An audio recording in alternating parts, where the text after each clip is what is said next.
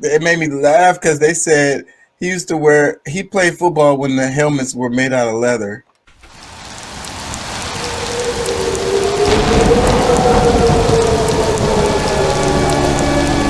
Let me play this. It's like a gang bust.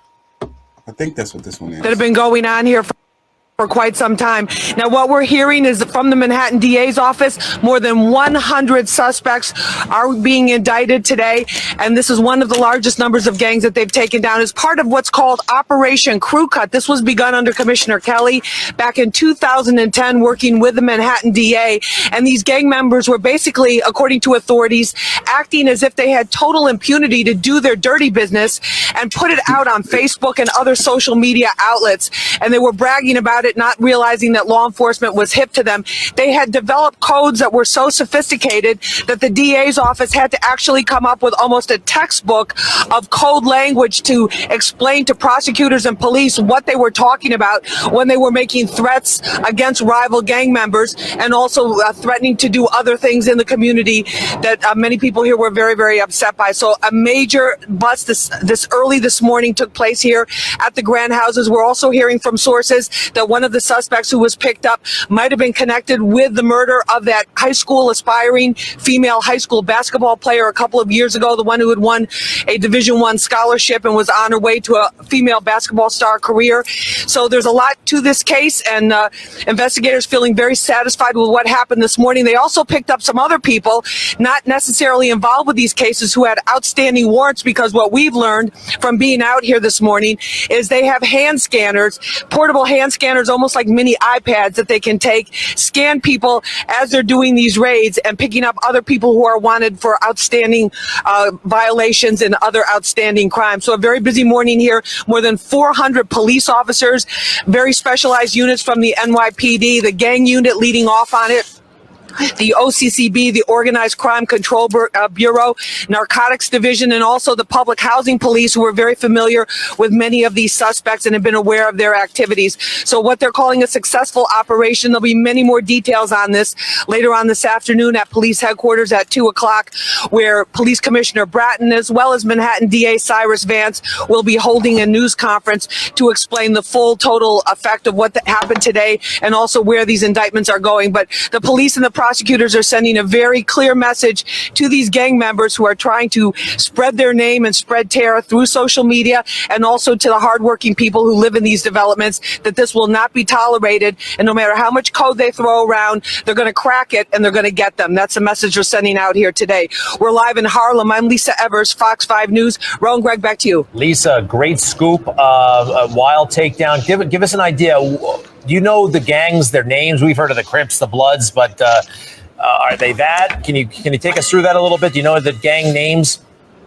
Well, Greg, this is the thing. They've changed. They're called crews now because they're much more localized, and many of them are localized in the housing developments themselves.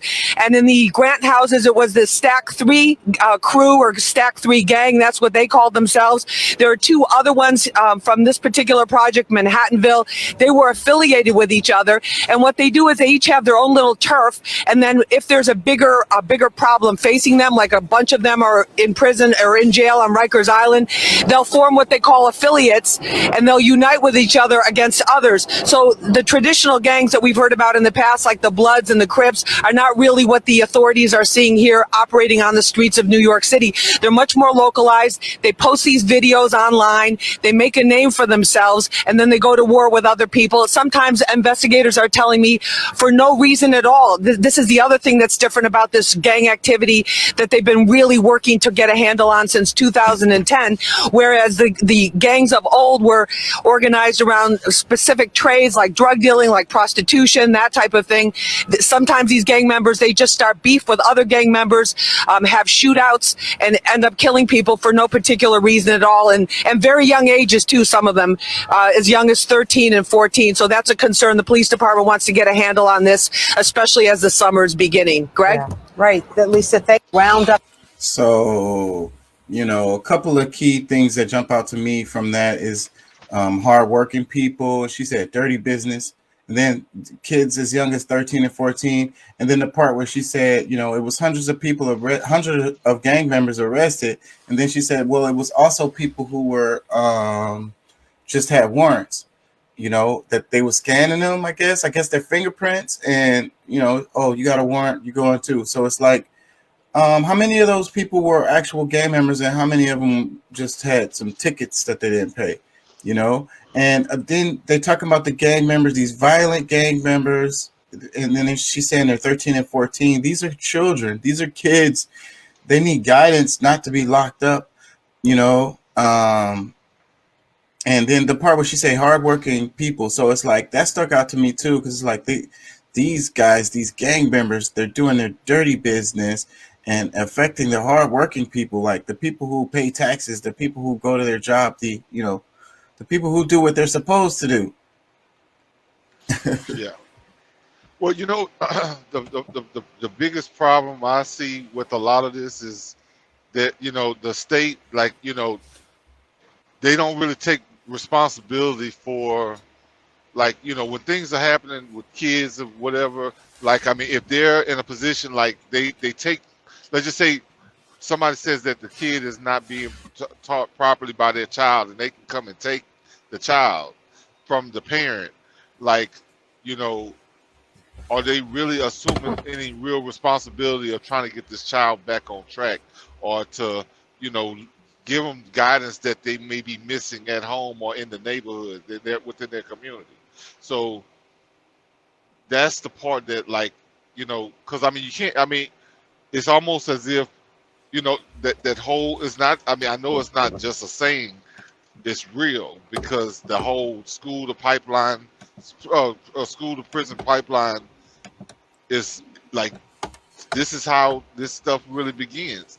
If they're misguided, instead of, you know, having a program that can get them back on track so that they can be, you know, productive people in the society, no, they just gonna get locked away and be called. They're already labeling them criminals. You know what I'm saying? Like, words are powerful, and if they keep hearing that, they start to say, oh, well, I ain't nothing but a criminal. You know what I'm saying? They're gonna start saying it, And they believe it, and then they're gonna act it out. And if they go to jail, they're just gonna be around terrible people who are gonna be leading them in the wrong direction. Make them worse. It's gonna teach them how to be an even better criminal. You know, so it's fucked up. It's a really terrible cycle and system that we have going on. Yeah. Just woke up.